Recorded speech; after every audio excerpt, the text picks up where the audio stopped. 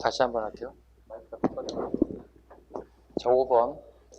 다음 사강의 병역으로 적절한 것을 보기에서 고르세요. 진성왕 3년 나라 안의 모든 주군에서 공물과 부세를 보내지 않아 재정이 궁핍해졌다. 왕이 관리를 보내 독촉하니 곳곳에 도적이 벌떼처럼 일어났다. 애노 등이 사벌주들을 근거지로 반란을 일으켰다. 신라 하대 얘기하는 겁니다.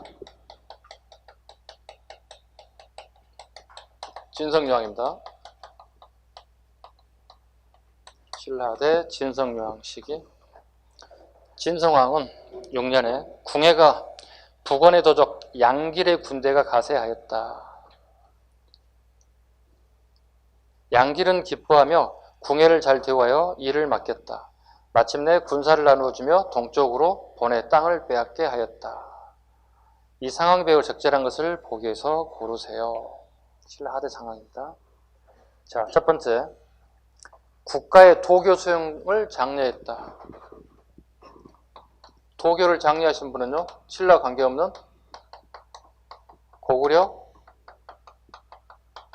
연개소문과 관련되어 있습니다. 고구려 연개소문과 관련되어 있습니다. 두 번째, 중앙의 지방 통제력이 약화됐다. 예, 맞습니다.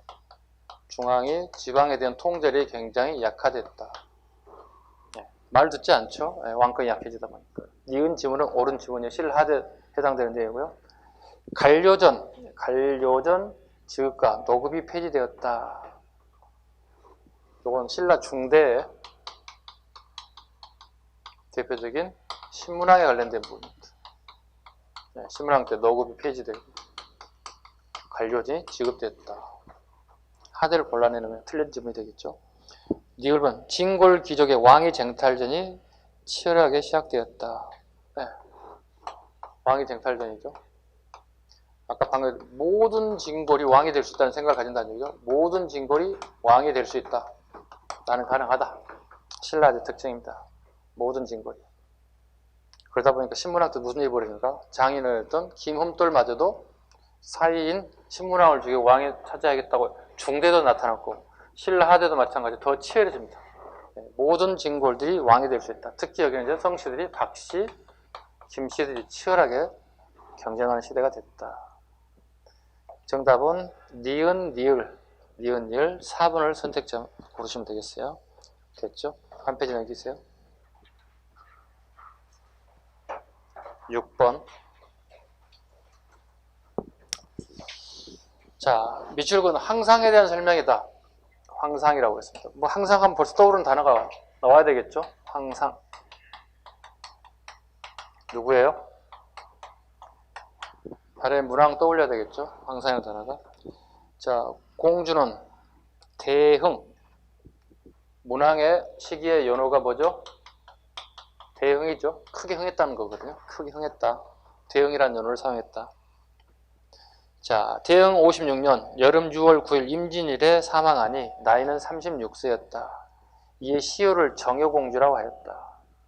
이해 겨울 11월 28일 김효일에 염곡의 서쪽 언덕에 매장하였으니 이것을 A에 맞는 것이다. 황상은 조회를 피하고 크게 슬퍼하며 침소에 들어가지도 않고 음악도 중지시켰다. 뭐 딸 잃었던 슬픔을 갖다가 잘 표현해주고 있죠. 이 왕에 대한 설명으로 옳은 것을 고르세요. 당과 신라의 관계를 적대 유지하였다. 적대시 유지했다. 아까 이거 설명드렸죠. 초적, 후친 기억나시죠? 적대시한 누구라고요? 대조연과 무왕시라고 했죠. 친은요? 문왕시라고 했죠. 이건 틀린 점이 돼야 되겠죠. 적대시는 아니죠. 친교가 가기 때문에 문왕은 틀린 점이 돼야 되겠죠.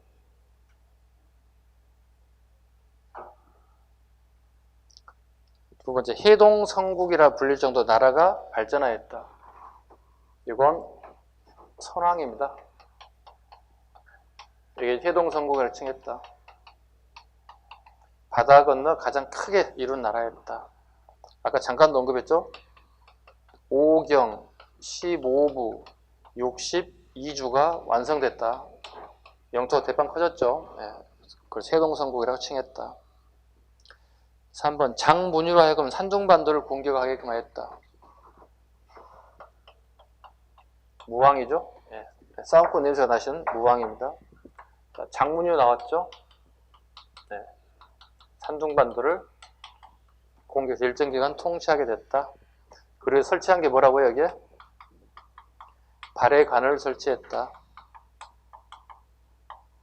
잘 봐야 돼. 발해관은 발해에 설치된 게 아니라 당나라의 산둥반도에 설치했다는 사실을 유념하셔야 돼요. 꽤 많은 사람들이 틀리는 부분이기도 해요. 산둥반도에 설치한 부분을 착각할 수도 있어요. 수도를 중경 현덕부에서 상경 영총부로 옮겼다. 아까 우리 문왕 수도에 관련된 분 됐잖아요. 문왕 수도 하면 될게요. 암기하라고 그랬죠. 중, 상, 동. 중경, 상경, 동경으로 이렇게 옮겼다고요. 어디에서요?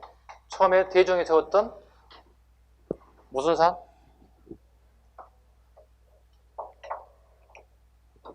자, 중경, 상경, 동경으로 이렇게 옮겼다. 이건 맞는 질문이 되겠죠. 답은 4번이 되겠습니다. 고구려 유민을 읽고 동모산에서 나라를 세우신 분 여기 나왔네요. 동모산, 대조영.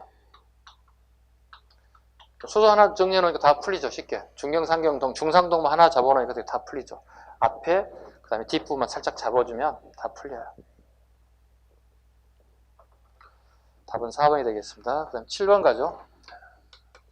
7번. 자, 가의 인물에 속한 신분증에 대한 설명 옳은 것을 고르세요. 자, 가는 당에서 돌아왔다. 당나라 유학 갔다는 얘기네요. 진성여왕 8년에 시무책 10여 절을 올리니 왕이 급하게 받아. 시무책 나왔네요. 누구예요? 최치원이죠. 최치원이 12살에 당나라의 유학길에 떠오르죠. 아버지의 적극 후원을 받아서. 그리고 가서 시험을 봐서 합격하죠. 그 시험 제목은요? 빈공과입니다. 그죠? 빈공과. 빈공과라는 시험은 누구를 위한 시험이죠? 유학생을 위한 시험이에요. 당나라의 유학생. 당나라의 유학은 유학생들을 대상으로 보는 시험이에요. 유학생을 대상으로 보는 시험이 빈공과입니다. 여기에 급제를 하게 되고요. 여기에 지방관하고 그 다음에 중앙의 고위 관료를 역임하게 되죠. 중앙 관료를 역임하게 되었다. 이때 진성여왕이 콜을 하죠. 그죠? 진성여왕 시기에 신라로 귀국하게 됩니다. 최치원이 오고 싶어서 온 거 아니에요. 물론 오고 싶었겠죠. 자기 고향이니까. 그러나 소문이 최치원이 유명한 신라 사람인데 똑똑한 사람이 있대더라. 신라에까지 소문이 났다고요. 이 시기에 진성여왕이라. 불러드려야 되겠네. 콜을 한다고요. 콜을 한다고. 그리고 관직을 하사하죠. 근데 최치원이 신라에 있을 때 골품제를 받던 이 사람 뭐예요? 육두품이라는 거죠. 육두품에 간직에 해당될 거밖에 줄 수가 없다는 거예요. 골품제 사회에서. 이거 안 되잖아요. 그죠? 육품에 해당되는, 육두품이 가진 간직 가지고 이거 방법이 없잖아요. 위에 높은 사람이 쫙 널려있는데 무슨 개혁이 이루어지겠어요? 결과적으로 개혁 정치를 할 수가 없었다고요. 그래서 최치원이 어떻게 해요? 숨어버린다고요. 이걸 뭐라 그러죠? 운둔하게 된다고요. 운둔하게 된다고요. 운둔하게. 그리고 산에서 주로 산사에서 스님들과 주로 교류를 이룬다. 그 당시 최고 지식인들은 스님이었단 말이에요. 말이 통할 수 있는 사람은 유일하게 스님들밖에 없어요. 이 사람들과 교류가 이루어진다고요. 그리고 여기에 스님들이 돌아가 있을 때 글을 하나씩 남기게 된다고요. 그 글을 뭐라 불러요? 사산비명이라 불러요. 사산비명. 4군데 산에 비석에다 글을 남겼다는 뜻이에요. 그 돌아가신 스님들에 대한 업적이라든가 그 다음에 사모하는 마음들을 다 기록했다고. 근데 오늘날의 현대의 학자들이 이 비문을 분석해 봤다고요. 분석해 봤더니 유교, 불교, 도교, 그 다음에 풍수질, 유불선, 풍수지리가 전부 다 이게 다 들어가 있더라. 사산비명에. 자, 우리가 유교 공부를 하나 할 때도 몇십 년이 걸리고 굉장히 어려운 학문이에요. 불교도 마찬가지, 도교도 마찬가지, 풍수지도 마찬가지. 그래도 불구하고 이렇게 뛰어난 학식과 능력을 가지고 있던 인사가 최치원이더라. 아까운 인사이기도 하죠. 아까운 인사이기도 합니다. 자, 최치원에 관련된 문제 풀어갑니다. 진성여왕 8년 시무책 10여 절을 올리니 왕이 기쁘가했다.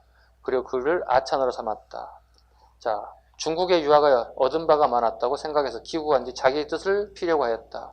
그러나 말세에서 의심과 시기가 많아 용납되지 않았습니다. 삼국사기의 내용입니다. 1번 무열왕의 직계자손으로 왕위를 세습하였습니다. 아니 최초는 육두품인데 말이 안 되는 거죠. 자, 무열왕계가 왕위를 계승했다. 무열왕계 왕위를 계승했다. 자, 무열왕대가 어디까지 계승하게 되겠습니까? 마지막 왕이었던 해공왕 때까지가 전부 다 무열왕 때입니다. 해공왕 때가 무열왕 때부터 해공왕 때까지가 무열왕계를 마찬가지죠. 두 번째 질문. 하백계의 장을 독점하여 왕권을 견제하였다. 하백계의 장으로 등장했던 시기에 이건 어느 시기로 봅니까? 하백의 장을 넘겨줘 버렸죠. 하백의 장을 뭐라고 그러죠? 상대등이라고 하죠. 어느 시기에 귀족들이 넘어갔어요? 왕의 임명권이 사라졌어요? 주고받았다고요. 테크. 기부엔 테크했다고. 불교를 공인해주고 상대등들을 가져갔다고. 누구예요? 법흥왕식이라고요. 법흥왕식. 불교를 공인하고 상대등 귀족의 자리를 넘겼다. 기부엔 테크했다고요.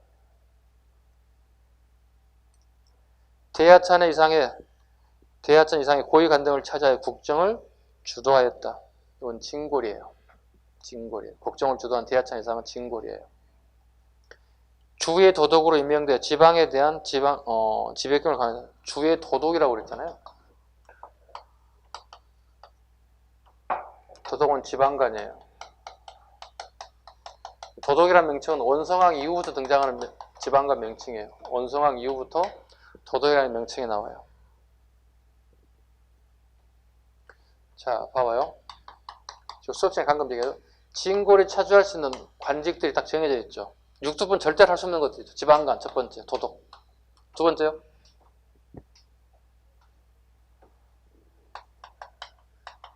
장관, 장군, 장관, 장군, 도독.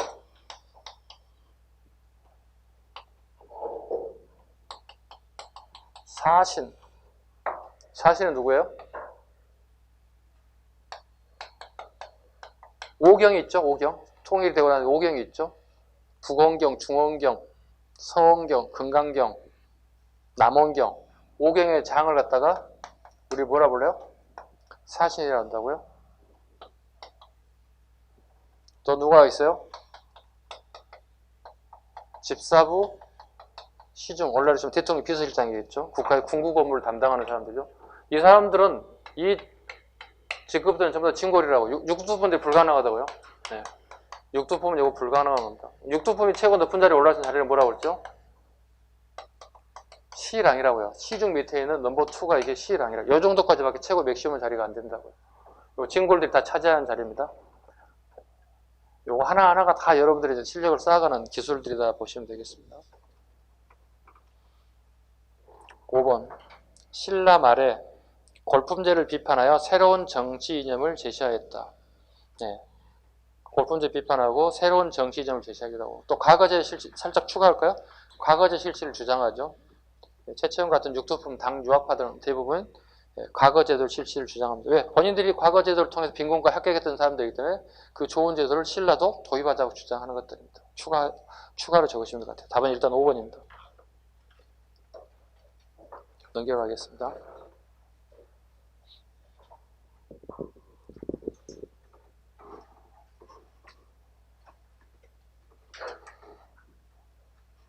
(8번)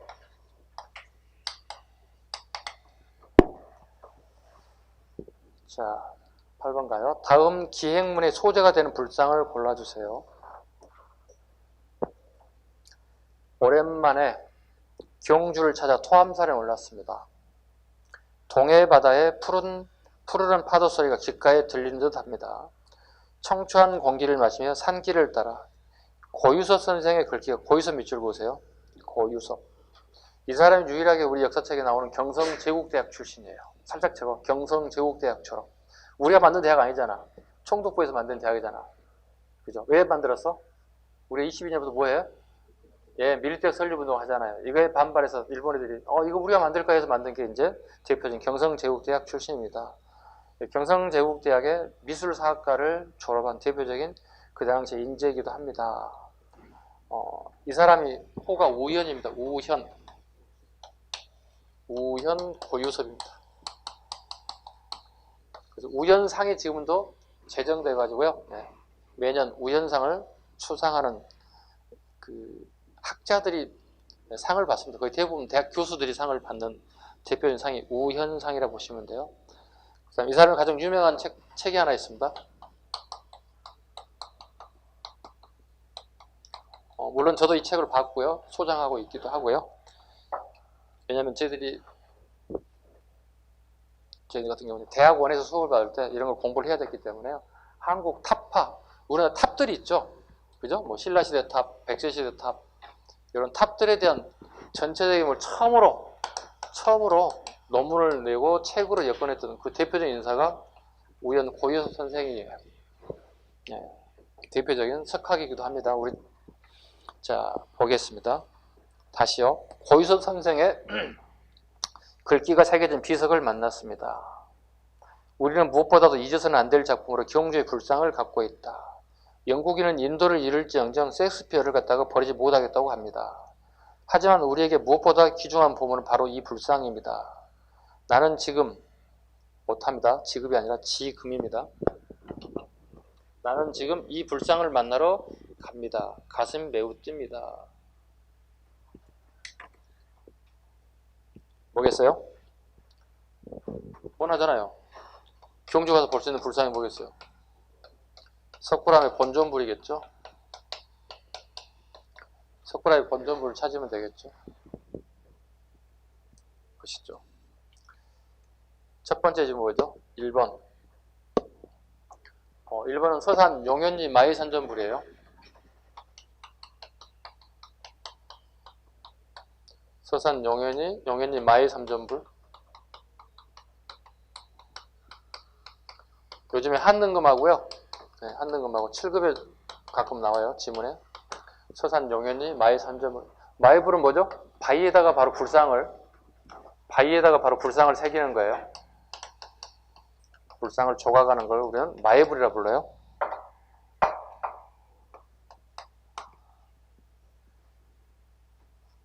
바위에 불상을 조각하는 것 마의불이라고 얘기합니다. 서산의 용현리의 마의삼전불. 그 다음에 두 번째 석굴암 본전불입니다. 현재 요건 유네스코 문화재에 등록되어 있습니다. 유네스코 문화재로 등록되어 있습니다. 여기 적으면 안 되는데. 유네스코에 등록되어 있습니다. 석굴암의 특징은요? 석굴암의 특징. 자, 비교합니다. 중국과가 달라고 그랬죠? 네. 중국은 토굴 안에다가 본전불을 모시는 거예요. 네. 토굴 안에다 본전불을 모시는 거예요. 우리 여긴요? 석굴암은요? 인공이라고요. 인공석굴이라고요. 우리는 인공석굴을 만들어버려서 중국과 차이점입니다. 이거 왜 만들었을까? 자, 이 당시에 중국인들이 토굴 안에다 본전불 모신 게 그 당시 최고의 이상적인 가치로 봤다는 거야. 이상적 가치로 봤다는 거야. 우리도 이거 하나 하고 싶어. 근데 이게 안 되겠어. 그래서 우리는 아예 그냥 이런 타원형으로 이렇게 만들어서 타원형으로 만들어서 여기에다가 불상을 안치하고 주변에 이렇게 보살들을 안치하는 방식으로 택했다고요. 이건 우리나라만 가지고 있는 거예요. 중국 애들은 거의 대부분이 인공이 아닌 자연적인 토굴에다가 바로 본전불을 모시는 방법을 택했어요. 이거 차이점입니다. 그 시대를 잘 반영하는 것 중에 하나가 석굴암이기도 합니다. 3번 가죠. 3번은요. 논산의 간쪽사 석조 미륵보살입니다. 논산의 간촉사 석조 미륵보살입니다. 자, 논산이라는 걸 꼭 유념하시기 바랍니다. 논산에 대한 의미를 살펴보셔야 됩니다. 누구 땅이었어요, 여기는? 후백제 견훤이 지배하던 지역이죠. 충청도 지역이니까. 미륵이네요. 자, 지금 현재 우리가 살고 있는 이 시대는 무불시대죠. 부처님이 안 계시잖아요. 부처님이 열반하셨잖아요. 근데 그분이 와주기를 우리가 기원하죠. 그죠? 그 기원이 54학년 뒤에 온대요. 54학년 뒤에 그분이 오신대요. 그 부인은 우리를 뭐라 부르죠? 미륵불이라고 얘기한다고요. 그분을 미륵불이 한다고. 그분이 와주기를 기원하는 의미에서 만든 게 뭐예요? 미륵보살이라고. 그럼 미륵보살 54학년에 온다는 얘기는 내가 지금 내가 처한 상황이 행복하지 않다는 거야. 영어로 적을게요. 언해피한 상황이라는. 미륵불이 나오면 그 시대를 물으면 항상 불행한 시대라고 보시면 돼요. 내가 불행하다. 자, 후백제인들이 멸망했잖아요. 왕건이 멸망했잖아요. 행복하겠어요? 행복하지 않겠죠. 고려인들은 행복할 수 있겠지만 후백제인들은 행복하지 않겠죠. 논산 간촉사에다가 석조 미륵 보살 입상을 만들었다고요. 이게 고려 초입니다. 고려 광종 시기에 논산 간촉사에 미륵 보살이 만들어지고 있습니다. 자, 봐요. 고려 초라고 그랬잖아요. 그죠? 잘 봐야 돼. 신라하대에서 고려 초로 넘어오는 시기에 불상의 소재가 달라진다고요. 불상의 소재가 어떤 특징을 가지고 있어요? 다양성을 가지고 있다고요. 무슨 의미를 가지고 있죠? 소재는 거의 대부분이 석굴암의 본전불처럼 아주 정형화되어 있는 것이 그 신라시대에도 지금까지 상식처럼 굳어져 있었어요. 그런데 신라하대 우리나라의 불교 종파 중에 교종이 아닌 뭐가 들어옵니까? 선종이 들어와요. 선종의 특징은 부처님의 모습을 보는 게 중요한 게 아니라 부처님의 마음을 내가 공부하는 거라고. 이게 선종이라고. 다시 한번. 교종은 뭐예요? 부처님이 말씀하신 글을, 즉 불경을 통해서 공부하는 게 뭐예요? 교종이라고요. 근데 부처님이 마음을 진심을 다 실었을 거라고 보장 못 한다는 거지. 그 부처님의 마음을 공부하는 게 뭐가 되는 거죠? 선종이에요. 선종이라는 것은 결과적으로 어떤 정형화된 형태를 꼭 필요치는 않는다는 거야. 아무렇지도 않아. 내 마음에 부처가 있으면 된다고 생각하는 거죠. 그러다 보니 꼭 돌로 이쁘게 이게 샘플인 것처럼 만들 필요는 없다는 얘기죠. 내 마음의 부처가 중요하다는 거죠. 그래서 소재가 다양성을 띠게 된다는 거예요. 자, 봐요. 총 4가지 정도 잡아봐야 돼요. 이거 물어보면 거의 대부분 고려초라고요. 신라대 고려초라고요. 대표적인 불상의 소재가 뭐가 있어요? 아까 방금 얘기했던 석불이 있겠지. 지나가 큰 바위덩어리가 있네. 많은 행인들이 지나다니는데 많은 사람들이 불심을 가졌으면 좋겠는데 지나가면서 보겠고 기도 한번 하고 가면 좋겠는데 그래서 그 큰 바위에다 바로 석불을 만들어 버리죠. 이거 뭐라 불러? 마이불. 서산용현님 마이불이 그런 특징이죠. 바위에 있네? 바위에다 바로 조각을 해놓은 것들 있죠.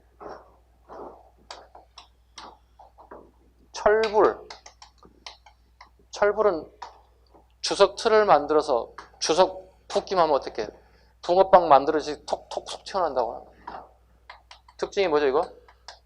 대량 생산이 가능해. 주석만 부으면 대량 생산이 가능해.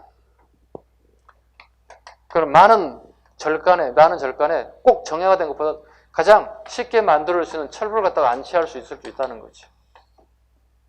이건 대량 생산, 대중화가 필요하다는 뜻을 가지고 있어요. 꼭 굳이 석굴암의 본전불처럼 정형화돼서 만들 필요는 없다는 거지. 이게 소조불이에요. 마지막에 소조불이죠. 소조불은 말 그대로 흙이에요. 흙을 빚어서 만든 게 소조불이에요. 소조불. 굳이 꼭 돌멩이 할 필요 없다. 이렇게 소재가 다양성을 띠는 것은 아까 방금 얘기한 대로 무엇의 영향이다고요? 선종의 영향이에요. 간촉사 미륵보살도 마찬가지겠지. 그죠? 네. 다 시대의 흐름에 맞게끔 불상들이 만들어지고 있습니다. 4번 가죠. 안동 이천동 마이불이에요. 4번은요. 네, 안동 이천동 마이불이에요. 안동 이천동 마이불입니다. 네, 커다란 바위에다가 많은 행인들이 지나가는 곳에다가 불상을 바로 새겼어요. 근데 미적 감각으로 본다면 그다지 뭐 이렇게 썩 아름다운 부분은 없죠. 그냥 윗부분 잘라가지고 그냥 거기다 불상을 만들어 버렸잖아요. 아까 얘기했잖아요. 꼭 여기처럼 정형화될 필요는 없다고. 내 마음속에 부처만 있으면 되는 거야. 무엇에 영향을 받은 거죠? 그렇지. 선정에 영향을 받았다 봐야지. 5번은 영주입니다. 영주 부속사 소조 열애자상이에요. 영주 부석사 소조 열의 자상입니다. 자, 봐요. 소조잖아요. 소조가 뭐죠? 흙으로 빚었다고요. 영주 부석 소조 열의 자상. 자, 시대를 잘 반영하고 있습니다. 문제 답을 푸는 게 아니라 답이 아닌 1번, 3번, 4번, 5번에 대한 내용들도 다 잡으셔야 돼요.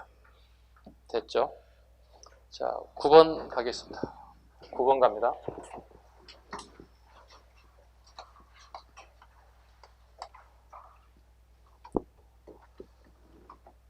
여러분, 문화사가 제일 약하잖아요. 그죠? 네. 공부에다 보면, 이론에서는 불교, 독립운동사. 그 다음에 문제 풀다 보면 문화사가 되게 어렵다고 난리예요. 대부분 수험생들 다 그런 경향인 것 같아요. 네. 왜냐하면 그 이유가 뭘까요? 여러분이 국사 전공하지 않았을 뿐만 아니라 전공하지 않았다 소치더라도 답사를 안 다닌다는 거예요. 답사를 가게 되면 외울 필요가 없어. 왜? 여기 보고 느낀 게 다 들어가 있어요. 여기 들어가 있다고. 선생님은 매일은 아니고요. 수업 때문에. 주말에 시간이 되면 답사를 자주 가요. 당장에 10월 5일 날 제 강화도 갈 것 같습니다. 지인들이 강화도 가서 문화 해설을 해달라고 해서 강화도 가서 문화 해설을 할 것 같습니다. 아니 굳이 꼭 나를 데리고 가겠다고. 1박 2일 호텔에서 잠까지 재워주겠다고. 밥은 먹여주고 다 하겠다고. 꼭 내가 가야 되냐고. 꼭 내가 가야 된다는 거예요. 봤더니 역사 선생님은 나밖에 없다는 거예요. 고급 인력인데 꼭 데리고 가야 되겠냐고. 귀엽게 데리고 가겠다. 그거 끝나면 이제 됐죠? 그랬더니 10월 말이나 11월 초에 또 경주를 가야 되겠다고 얘기를 하네. 아니 경주 가면 버스가 다 있고 택시 불러서 가면 다 다닐 수 있고 문화해설서 다 있는데 꼭 나를 돕고 데려가야 되는. 그래서 또 경주를 가야 되겠다. 이래저래 힘들어졌습니다. 네. 역사 선생님이 힘든 삶을 살고 있습니다. 네. 그래서 앞으로는 못하는 척, 모르는 척 해야 되지 않을까 생각하고 있습니다. 자, 아니 좀 있으면 중국 가자고 그럴 것 같아요. 네. 다 갔다 왔거든요. 네. 중국에 주로 물어볼 것 같아요. 박물관, 도자, 당청시기, 송시기 다 도자의 문화에 대한 역사를 다 공부하고 다니거든요. 거기만 갔겠어요? 어디 갔겠어요? 일본도 가요. 일본도 다 갔다 왔어요. 돈 많이 들어가요. 한 번씩 가는데 200만, 300만 원 깨져요. 네. 교통비 포함, 비행기 포함, 숙식 포함해서 2, 300만원씩 깨진다고. 내가 무슨 부잣집 아들도 아니고. 그죠? 자, 다시 가요. 주무시는 분들 위해서 지금 이렇게 살짝 이렇게 여담으로 말씀드린 거니까 잠 좀 깨시라고요. 9번 가겠습니다. 밑줄 건 그가 활동할 당시에 사실 옳은 것을 보기 위해서 고르세요. 그의 자는 고운이라고 그랬어요. 고운이란 말 단어에 그냥 문제가 나와야 돼요. 고운이란 단어에 바로 답이 나와야 돼요. 이거 채치원이에요.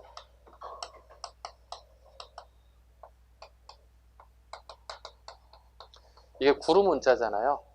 호를 정할 때 구루문자는 누구에게나 함부로 쓰는 거 아니에요. 어느 분야에 일정한 정도의 옳은 사람에게만 호가 운자가 붙어요. 구루문자가 붙어요.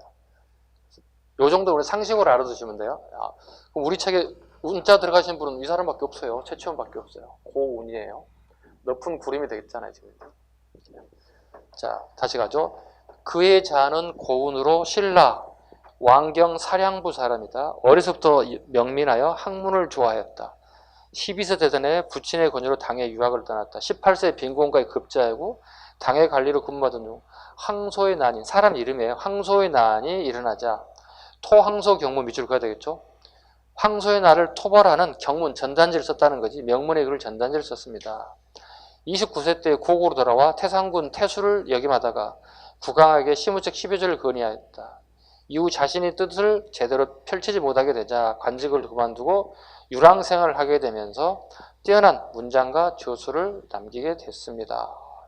채치원에 관련된 부분입니다. 자, 뛰어난 글은 아까 어디에 남아있다고 그랬죠? 사산 비명에 남아있다고요. 그 다음에 글도 남아있죠? 채치원의 대표적인 글들이 뭐가 있어요? 토황소 경문. 이게 어디에 들어가 있습니까, 지금 현재?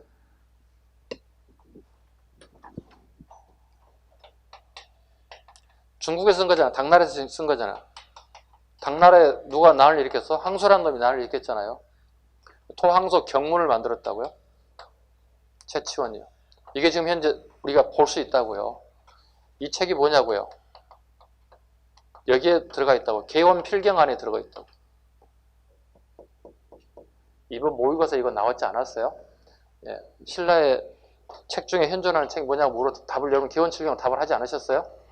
100점 맞으신 분들 계시잖아요. 어떻게 100점 맞은 거야 도대체? 찍었지 이거.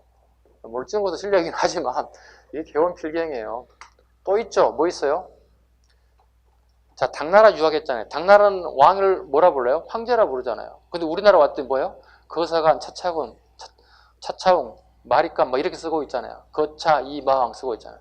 안 되겠네, 쪽팔리네. 우리 뭐라고 다 불렀어요? 모두 다 왕이라고 하는 게 낫겠다는 거죠. 제왕? 이런 거 썼잖아요. 토항서 경문, 제왕 연대력 같은 게 최초의 작품들이잖아요. 기본적으로 알고 계셔야죠. 자, 이제 문제 풀게요.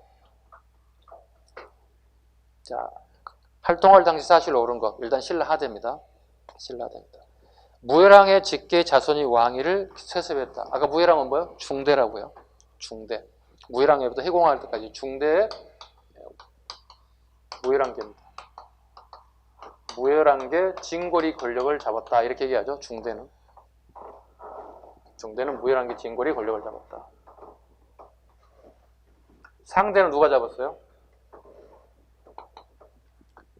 상대 어떤 사람들이 권력을 잡아요? 상대. 뇌물한계? 선골이 잡죠? 네. 김씨 얘기하는 거예요? 네.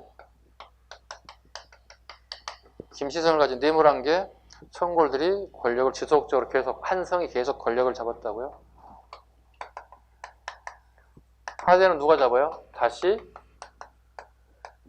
뇌물한계가 권력을 잡은다고요. 뇌물한계 권력을 잡아요. 근데 뇌물한계 선골에다 사라져 버렸죠. 뭐예요 그러면? 뇌물한계 진골이 권력을 잡은다고요. 뇌물한계 진골이 권력을. 하대가 되면 뇌물한계하고 누구하고도 충돌이 일어날까요? 무열한계하고도 충돌이 일어난다고요. 무열한계. 뇌물한계하고 무열한계들이 치열하게 권력 다툼이 일어난다고요. 그게 대표적인 사건이 뭐예요? 김원창의 난이라고요. 아버지가 아까 누구라고 그랬어요? 김주원이 왕이 됐으면 이 사람이 왕이 되는 거잖아요. 서로 김양상하고 김주원이 먼저 김양상이 왕이 되잖아요. 이게. 자, 네 왕 끝나고 나면 나에게 관직 왕의 자리를 달라고 얘기하잖아요. 근데 하필 상국유사의 기록에 의하면 김주원이 왕위를 물려받아요. 계승해요.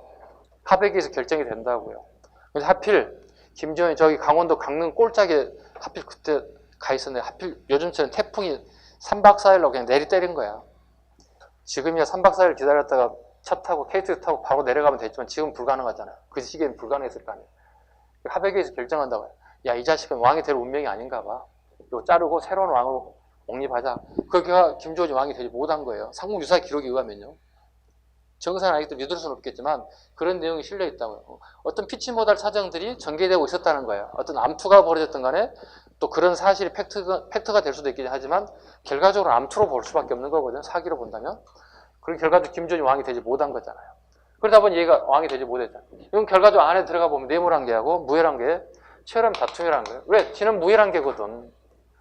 무열한계가 다시 적장자로서 권력을 가져가고 싶어하는 욕심이 생겼을 거 아니에요. 치열하게 싸움이 벌일 수밖에 없다. 내부적으로는 그렇습니다. 두 번째, 호족들이 반독립적 세력으로 성장하였다. 네, 신라하대는 호족이 등장하고요. 지방의 유력 가문들이 권력을 잡기 시작했다. 이걸 호족이라고 그러죠. 원종과 애노의 난이 봉기가 일어났다. 네, 신라하대 가장 대표적인 특징 중에 하나가 밀란이죠. 네. 이렇게 외우라고 합니다. 제가 김장원의 난이다 이렇게 외우라고 그러죠. 신라하대 대표적인 난 김장원의 난이다. 뭐예요 지금? 김씨 누구에 있어? 여기는요? 여기는요?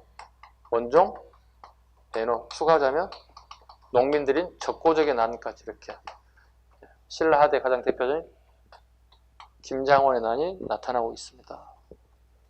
2번 지문은 맞는 거죠. 네, 호족들이 반독립 세력을 성장하였다. 원종과 애노의 난이 공개가 일어났다. 네 1번 의상이 하음 사상을 바탕으로 교단을 형성하였다. 불교가 갑자기 나오네요. 일단 니은, 디귿이 정답이 되고요. 네 1번의 의상도 봐야 되겠죠.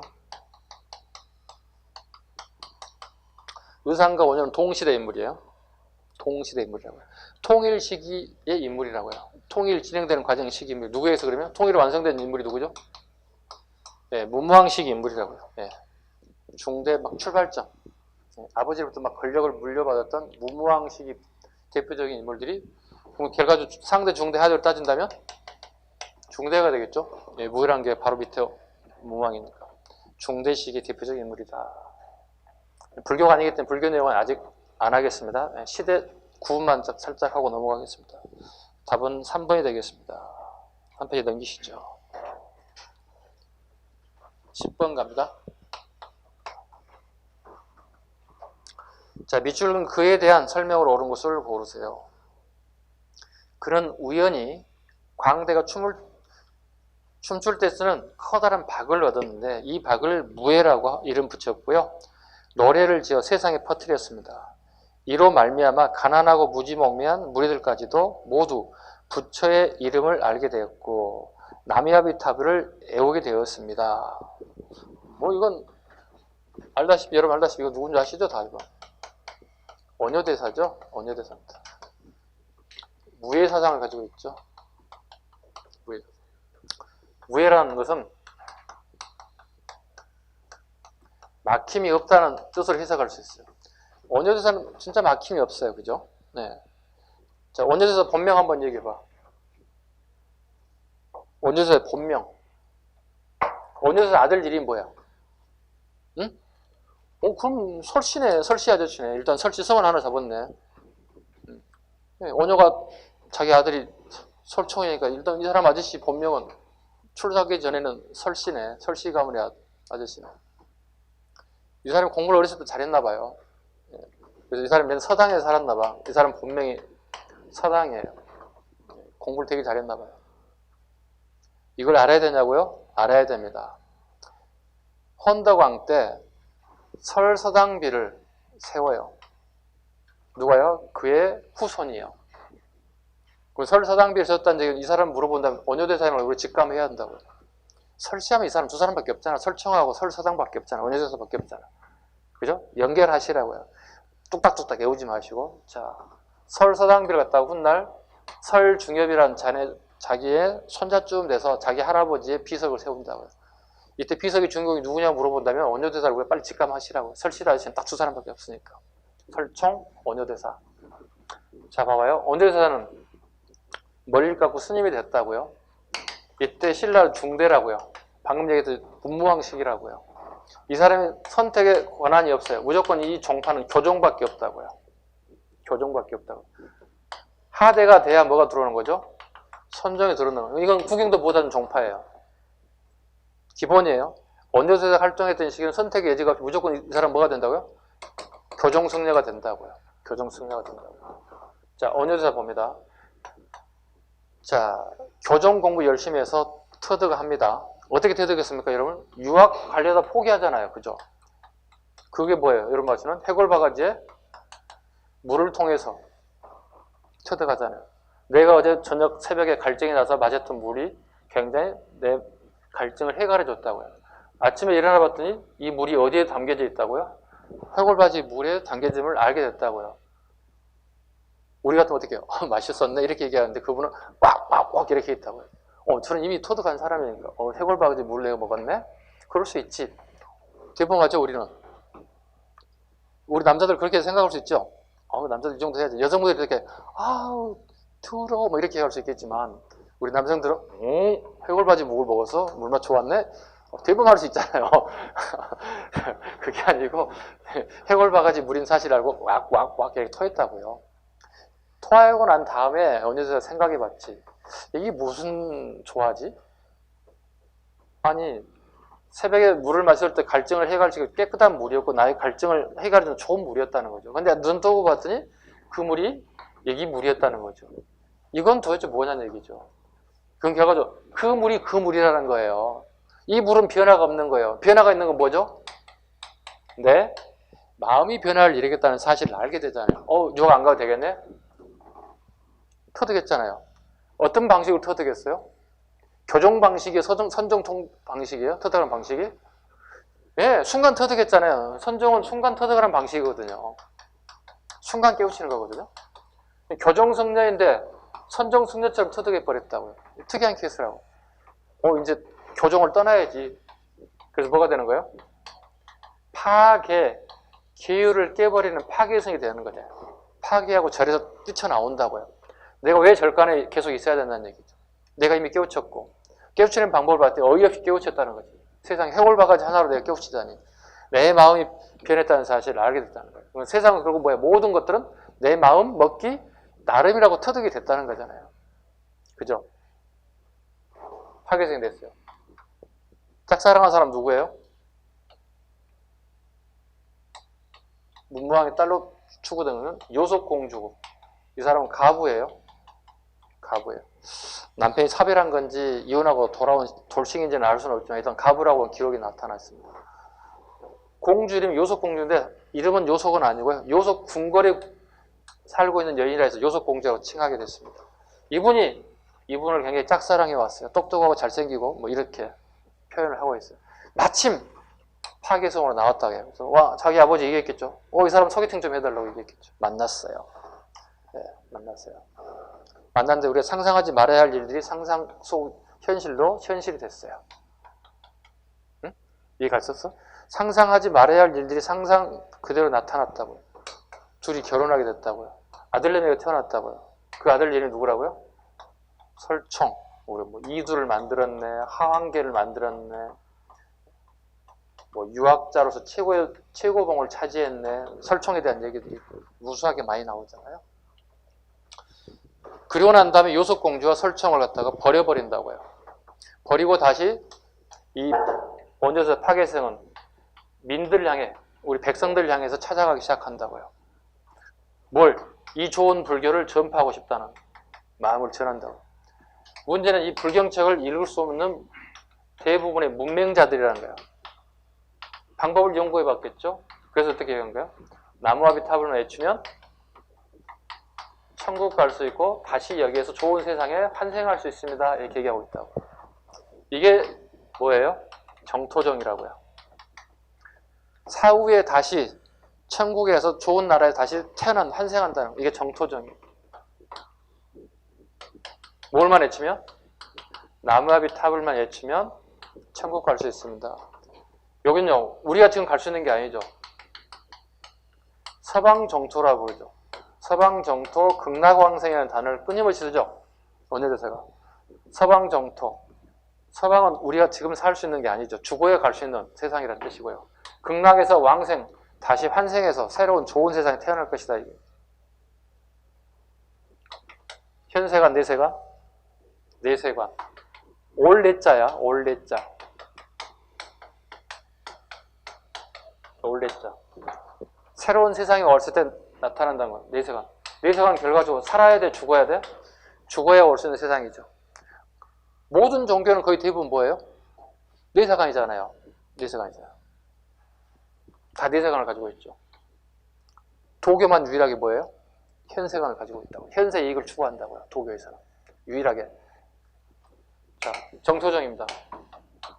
또 다른 말로 어떻게 표현합니까? 법, 성정이라 한다고요. 법성정이라 모든 중생이 뭘 가지고 있다고요? 불성을 가지고 있다고요. 모든 중생이 불성을 가지고 있다고요. 단지 그 군중이 이걸 뭐라고요? 모를 뿐이다는 거예요. 모를 뿐이다는 거예요. 모든 사람에게는 불성이 있는데 단지 그걸 그분들이 모를 뿐이다. 전국을 헤매고 다니면서 백성들이 똑같은 복장을 하고 똑같은 음식을 먹고 똑같은 막걸리를 먹고 같이 행동하고 막힘이 없어요. 이게 원흉무예사상이라고 불러요. 원흉무예사상이다 이렇게 표현했어요. 원흉무예사상. 그리고 원흉해통사상을 또 주장하죠. 원흉해통사상을 등장해요. 원흉해통사상. 원흉이란 말은 꼭 기억 잘 하셔야 돼. 원흉이라는 단어가 나오면 무조건 이렇게 잡으셔야 돼요. 잡아요. 신라의 불교는 몇 개의 교정이 지금 들어와 있어요? 신라 불교를 5교 구산이라고 얘기하잖아. 그럼 교정이니까 몇 개야 지금? 5교지. 5교가 다 어떻게 해요? 다 자기 종파가 제일 괜찮대. 제일 이래. 퍼스트래. 다 자기가 제일 좋대. 그리고 막 싸워. 치열하게 싸워. 도대체 이 교정을 누가 만들어내는 거야? 5개를? 자, 부처님이 만들어서 부처님이 안 만들었어? 빨리 얘기해봐. 부처님이 안 만들었다. 이거 누가 만드는 거야? 자, 인도에서 어디로 건너가요? 중국으로 건너간다고. 중국의 유명한 스님들이 1, 2, 3, 4가 막 만들어졌다고. 이 자식들이 뭔가요? 다 자기 팔을 하나씩 만들어낸다고. 이게 뭐예요? 부처님이 이렇게 말씀하실 때 이 자식들이 어떻게 하는 거야? 나는 이렇게 해석해. A, B, C, D, E가 다 다른 해석 방법을 낸다고. 이걸 뭐라고 불러? 교정이라고 부른다고. 기독교도 똑같아. 감리교, 장로교 다 마찬가지. 예수님 말씀을 다 각자 다른 방식으로 해석한다고. 종교는 이런 똑같다고. 자, 5교가 만들어졌다고요. 서로 싸우지. 뭐라 불러, 원효대사가? 싸우지 마. 내가 다 정리할게. 되게 어렵지. 이렇게 얘기해요. 해결하면 되지. 이걸 뭐라 불러요? 신문화쟁론이라 불러요. 오랫동안 중국으로부터 불교의 교정이 치열하게 싸워요. 우리나라만 싸운 게 아니었어요. 10가지 난제가 있다고요. 그러니까 우리나라에 뭐 수학 문제 7개 미스터리가 있어서 하나 풀면 100억을 주겠다 이런 전설들은 흘러다니잖아요. 이거예요. 불교에 아주 어려운 문제 10가지가 있다 이 말이야. 해결되지 않는 문제, 이 불가사의적인 게 있단 말이야. 누구도 이게 뚫지 못하고. 이게 원효가 해결하는 거야. 내가 해결하지. 이게 신문화쟁론 책이에요, 이게. 특히 신문화쟁론 가장 싸우는 게 뭐예요, 지금? 유식학이에요. 유식학하고 뭐가 싸워요? 공사상이 싸운다고요. 지금 처음 들으신 분들 어려울 수 있어요. 그래서 한번 들어놓으시면 좋아요. 나중에 이론 시간에 불교사 들어갈 때, 아, 선생님 저거 했는데 이제 무슨 말인지 이해 갔어요. 잡을 수 있다고요. 공사상이라고요. 이건 긍정론이에요. 세상을 보는 긍정이라고요. 세상은 존재한다고 긍정하고 있다고. 얘기는요? 부정하고 있다고요. 이게 신라 중대 최고의 뭐예요? 하두였다고요. 이슈였다고요. 이걸 누가 정리했다고요? 원효가 한 방에 정리해버렸다고요. 한 방에 정리했다고요. 이게 신문화쟁론이에요. 그리고 그 사람이 만든 종파가 뭐라고요? 법성정이라고요. 5교 중에 4개는 중국에 들어왔던 것들이에요. 대신에 법성정은 원효가 창건한 거예요. 그 정도는 알고 계셔야 돼요. 이게 불교에 대한 원효에 대해서 원효 하나만 해도 한 10시간 얘기할 것 같아요. 네. 신문화정론 하나 얘기하고 뭐 얘기하고 네. 다 얘기할 것 같아요. 이 내용은 우리가 대학원에서 원효대사 한 학기 내내 하는 수업 내용인데 제가 10분 안쪽으로 줄였습니다. 한 학기 내내 하는 내용이기도 해요. 원효대사 내용 관련된 거. 거기에 신문화쟁도 나오고 뭐 다 나온다고요. 되게 복잡한 내용인데 우리 공무원에 맞는 포맷으로만 짧게 설명을 드렸습니다. 왜? 원효대사 3번 이렇게 답을 넘어갈 수도 있어요. 그런데 처음 저를 접하신 분들 계시고 불교에 대해서 어려워하신 분들 계셔서 살짝 이가심으로 살짝만 이렇게 선생님 그게 이가심이에요? 되게 어려운데 이렇게 얘기하시는 분도 계실 수 있어요. 괜찮아요. 이게 하나 둘씩 모이게 되면 또 이론 시간에 이걸 또 다시 접목하게 되면 본인 거이 만들어지기 시작해요. 그리고 궁금하면 선생님한테 끊임없이 물어보세요. 여기 오픈되어 있으면 항상 들어서 질문하시고 제 전화번호 다 알려드렸잖아. 전화번호 모르는 사람도 있어? 손 들어봐. 없지. 다 있네. 전화번호 문자로 모르는 사람 있어요? 손 들어봐 빨리. 그래.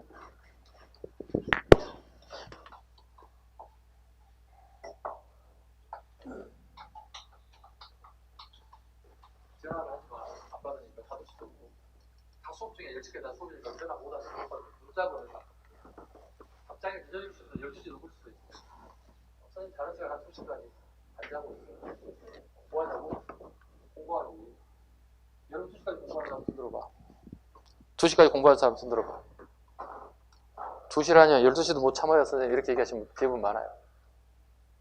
지금은 괜찮아요. 지금은 괜찮지만 매년 1월쯤 넘어가게 되면 여러분들은 잠을 최소한 5시간으로 줄이셔야 돼요. 내가 줄이지 말라 해도 여러분들이 그렇게 줄여질 거예요. 급박한 마음이 오기 때문에 불안해지기 때문에 여기 수업 끝나고 도서관에 공부하고 집에 가서 씻고 자야지. 물론 좋아요. 지금은 자도 괜찮아요. 1월달쯤 넘어가게 되면 여러분들이 자고 싶어도 잠이 안 와요. 왜? 앞에 시험이 나와 있기 때문에 잠이 올 수가 없어요. 그래서 5시간 정도로 시간을 한번 줄여보세요. 1시간 값 확 줄이면 힘들어져요. 10분, 20분 천천히 줄여보세요. 그게 1월 달부터 하면 안 돼요. 12월 말쯤 됐을 때, 12월 한 주 조금씩 줄여가 보세요. 그럼 이게 몸에 익숙해진다고요. 됐죠? 자, 뭐가 이렇게 됐지? 원효대사. 몇 번 가야 돼요? 10번. 자, 1번 항용사 구축 목탑의 건립을 건의하였다. 저 이거 암기하라고 그러죠. 어떻게 암기하라고 그래요? 선자 아줌마가. 항용사 구축 목탑은 선자 아줌마가 건립했다. 제가 선덕여왕을 약간 아줌마로 좀 비유했던 거예요. 우리 공부하자는 의미니까 비하하는 내용은 아니고요. 자장의 건의에서 이렇게 외우시면 돼요. 선자 아줌마가 만들었대요. 항용사 구축 목탑은 선덕여왕 때 자장의 건의로 만들었대요. 근데 신라에는 이런 목축 한 60m 정도 목조 건물을 만들 수 있는 기술자가 없어서 백제에서 하나 빌려오죠. 아버지, 요 하나 빼면 아비지가 되죠. 백제인 건축업자인 아비지를 데려와서 구축 목탑을 건립하게 되었다. 두 번째, 부석사를 창건하여 하음정의 중심 사찰을 만들었다. 부석사는 의상입니다. 의상만 해도 한 10시간 하겠다. 일단 요거만 하겠습니다. 진도를 나가야 되는 의상입니다. 그 다음에 정토신앙을 전파해 불교 대중화에 노력하였다. 이게 원효대사입니다. 정토종, 정파신앙. 유식불교를 받아들이고 불교 경전의 번역에 힘썼다. 여기에 원칙이에요. 일단 저것만 넣으세요. 원칙. 대표적인 사찰이 김제금산사까지 적어놓을까요? 김제금산사까지. 백제 금산사를 중심으로 원칙의 유식학이 널리 퍼져가기 시작했다. 5번 인도와 중앙아시아의 풍물을 기록한 왕호 천축국전. 이 정도는 다 아셔야 되겠죠. 기본이니까. 해초 스님 됐죠? 11번 가볼까요? 네, 11번 가겠습니다. 원효대사 시간 다 잡아먹었어. 11번 다음 편지가 작성된 시기에 볼 수 있던 모습으로 적절하지 않은 것. 이런 경우에 항상 볼 게 밑에 발췌를 꼭 보세요. 읽기 전에 본문을 읽기 전에 뭐라고 되어 있죠? 일본군 구법승 엔린이에요. 시험에 자주 나와요. 9세기 상황이에요. 일본 승려예요.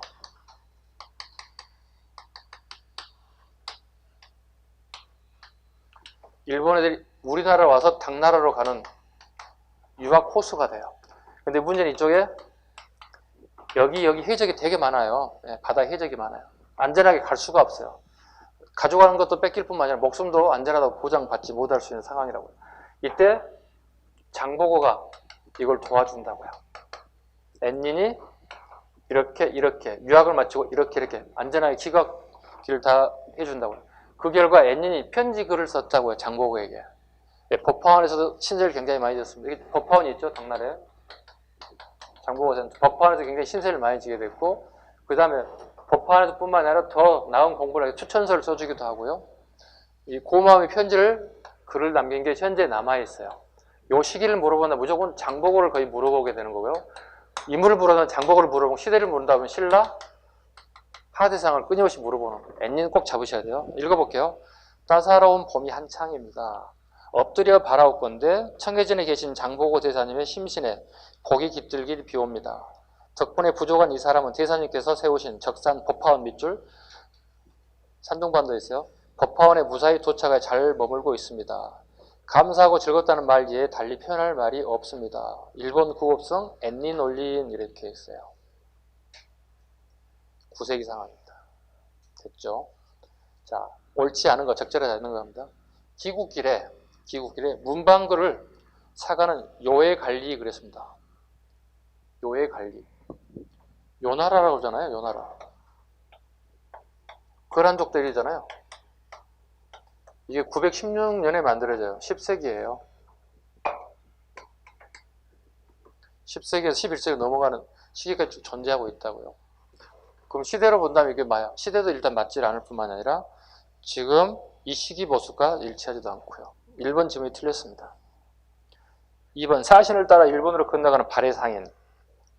산둥반도의 발해간에 머무는 발해사신, 남해안에 출범한 해적을 격퇴하는 신라 수군, 빈곤과 응시를 위해 중국으로 가는 신라 유학생. 네, 시대상으로 1번이 옳지 않은 지문이 되겠습니다. 넘기시죠.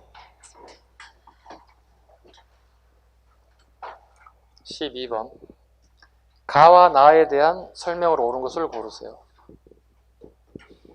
자, 가문사 이야기입니다. 동해 바다의 용이 되겠다는 유언을 남긴 아버지 누구죠? 문무왕이죠. 문무왕의 뜻을 받들어 아들인 누가? 신문왕이 682년에 창건한 절입니다.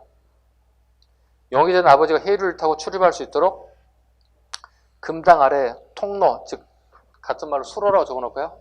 별거 아니에요. 이렇게 물이 들고 나갈 수 있는 수로를 만들어놨어요. 왜? 영혼 육지로 올라올 수 없잖아요. 물에 살아야 되잖아요. 쑥 아버지 피곤하시면 올라오세요. 잠시 쉬어가세요. 그리고 필요하시면 다시 나가세요. 네, 요겁니다. 통로를 만들어 놓았다는 얘기가 전해지고 있습니다. 실제로 가서 봤는데 실제로 있습니다. 네, 실제로. 통로는 여러분과 요 사이에 이 정도보다 좀 더 좁은 통로가 이렇게 쭉 이렇게 나와 있습니다. 자, 옳은 거 골라볼게요. 가와 나에 대한. 자, 가. 문무왕입니다. 최초의 진골 출신 왕이다. 최초 진골 출신 왕은 태종무예랑 김춘추지. 틀렸지. 가. 간료전을 지급하고 너국을 폐지한 신분은 손자인 신문왕이지. 나. 경당을 설립한 인델 영사. 이건 고구려 장수왕이야. 5세기. 전혀 관계없는 고구려 장수왕의 경당입니다. 경당은 평양에 있어요? 지방에 있어요? 지방에 있는 사립학교예요. 장수왕이 국내성에 있을 때 만들었어? 평양천도 이후에 만들었어? 평양천도 이후에 만들었습니다. 국에서 시험 문제에 나온다고요. 경당은 지방 사립학교로서 문과 무를 가르쳤고 장수왕의 평양천도 이후에 건립되었습니다. 끊임없이 말장난하는 문제들이기도 합니다. 4번 갑니다. 신문왕은 김움떨의 난을 진압하고 왕권을 강화했다. 답은 4번이겠네요. 다시 누구하고 재혼하죠? 누구하고 재혼합니까? 김후문, 무예랑의 딸과 김훈이 결혼합니다.